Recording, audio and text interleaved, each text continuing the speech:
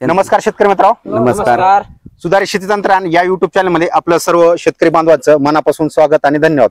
शेतकरी मित्रांनो, आज आपण पावटा म्हणजे घेवडा आणि राजमा ह्या पिकामध्ये आहोत. आज आपल्या पिकाला म्हणजे राजमाला पहिल्या 15 दिवसानंतर पेरल्यानंतर 15 ते 20 दिवसामध्ये कुठली फवारणी घेतली पाहिजे याविषयी आपण सविस्तर अशी मार्गदर्शन करणार आहोत किंवा आपली कुठले वाण लावले पाहिजेत. याच्या आधी आपण सुधारित शेती तंत्रज्ञान या युट्यूब चॅनल मध्ये आपण जर राजमा तुम्ही लागवड करत असाल किंवा घेवडा लागवड करत असाल तर कुठले वाण निवडले पाहिजेत, एक अनुभव शेतकऱ्यांचा एक सल्ला तिथे आपण त्या व्हिडिओ तयार केलेला होता. जर तुम्ही पाहिला नसाल तर नक्की पहा, आपल्या प्लेलिस्ट मध्ये आहे. आता जे नवीन शेतकरी आपले बघत आहेत, पावट्याची जे सगळ्यात बघितलं तर महाराष्ट्रामध्ये भरपूर ठिकाणी चांगला पाऊस झाला आणि भरपूर अशी लागवड पावट्याची झाली. जर तुम्ही आमच्या कळंब सारख्या कळंब, वाशी किंवा केस तालुक्यामध्ये बघितलं तर 70% लोकांचं पावटा लागवड झालेली आहे. अशा प्रकारे लागवड केल्यामुळे कशी लागवड करायची, कुठले वाण निवडले पाहिजे, त्याच्यामध्ये कुठली काळजी घेतली पाहिजे याविषयी एक आपल्या शेतकरी 2 शेतकऱ्यांचा अनुभव आहे. त्यांनी तुम्हाला सल्ला दिलेला आहे की कुठलं वाण पर. आज आपण पावटा शेतकऱ्यांमध्ये. नमस्कार. नमस्कार. आपलं नाव सांगा ना पूर्ण. सुंदर परमेश्वर मुळे, राहणार बावला, तालुका कळंब, जिल्हा उस्मानाबाद. बरं, आता आपण पावटा लावला, कुठली जात लावली पावट्याची? ही ब्राझील बाग आहे. बरं, बाजीराव किती लागले तुम्हाला, किती क्षेत्र आहे तुमचं?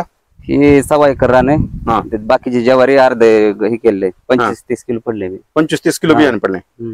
बरं, आता तुम्ही फवारणी कुठली घेतली पाहिजे, काय माहिती आहे तुम्हाला याच्याविषयी?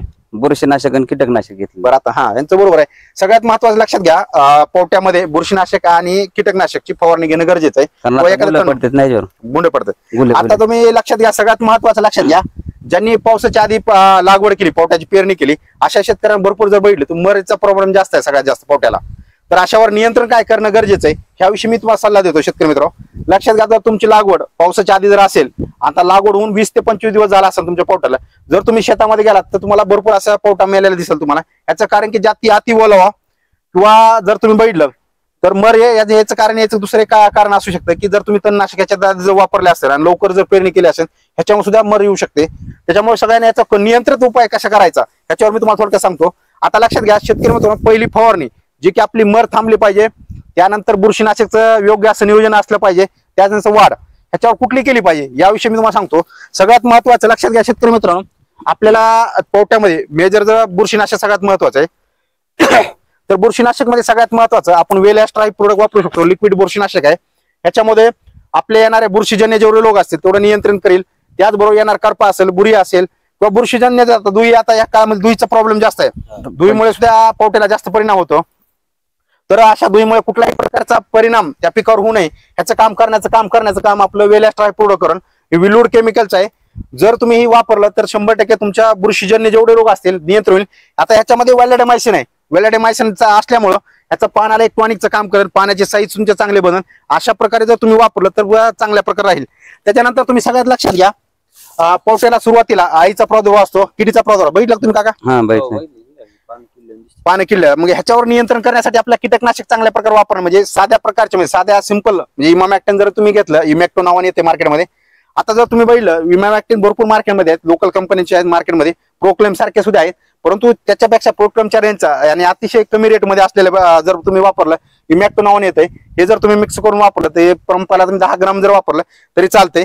अशा प्रकारे तुम्ही वापरू शकता. त्याच्यामध्ये सगळ्यात महत्वाचं लक्षात, पावट्याच्या सगळ्यात महत्वाचं म्हणजे आपल्या स्टिकर. आपल्या सगळ्याला वाटतं स्टिकर वापरावं का नाही, परंतु सगळ्यांना लक्षात घ्या, सगळ्या शेतकरी मित्र, 100% जर आपल्या रिझल्ट बुरशीनाशक कीटकनाशक घ्यायचं असेल तर स्टिकर वापरणं गरजेचं आहे. यासाठी आपण विलिकॉन, जे की जगात पहिल्यांदा विलूड केमिकल आणलं होतं, ते भारतात पहिल्यांदा आणलं होतं. जर सिलिकॉन बेस्ड स्टिकर वापरलं तर पाण्याची साईज तुम्हाला चांगलं, टॉनिकचं काम चांगलं करेल. अशा प्रकारे स्टिकर सुद्धा तुम्ही वापरू शकतो. त्यानंतर वाढ फुटवा जर आपल्या चांगल्या प्रकारे जर तुमचा कसला असेल पावटा तर 31 ग्रामची पुडी बॉन्ड म्हणून तुम्ही वापरू शकता. त्याने काय होईल, वाढ फुटवा होईल, तुमची पाण्याची साईज चांगली होईल आणि येणाऱ्या शेंगा ही चांगल्या होत्या, जी की जे पिकाला कमी आहे ही भरून काढण्याचं काम हे बॉन्ड हे प्रोडक्ट करतोय. अशा प्रकारे जर तुम्ही केलं, आता प्रमाणाचं जर एक तुम्हाला घ्यायचं झालं तर कसं घ्यायचं, हे 5 ग्राम पंपाला वापरायचं तुम्हाला, हे आपल्याला 10 ग्राम घ्यायचं पंपाला. हे जर बघितलं तुमचा पंप जर 20 तास 2 मिली प्रमाणे वापरायचं तुम्हाला लिक्विड मध्ये.